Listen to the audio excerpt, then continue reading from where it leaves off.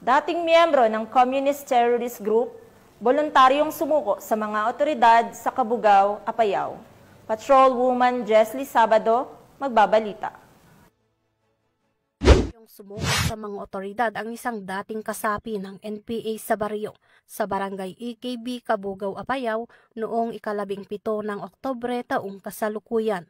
Ang sumukong individual, nakilala sa alias na Edgar, 40 taong gulang, may asawa, magsasaka at residente ng nasabing barangay na dating kasapi ng NPA Indabaryo member sa ilalim ng KRCV Comprov Cagayan.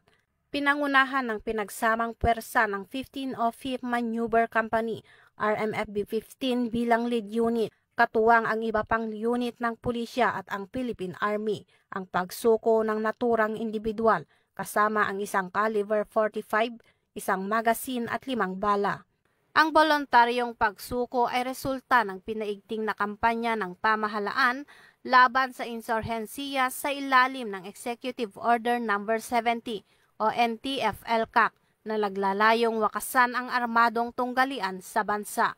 Ang individual ay kasalukuyang nasa kustodiya ng 15th of 5th Maneuver Company, RMFB-15 para sa dokumentasyon at debriefing, habang ang isinukong baril ay ipapasa ilalim sa ballistic examination ng Apayao PFU.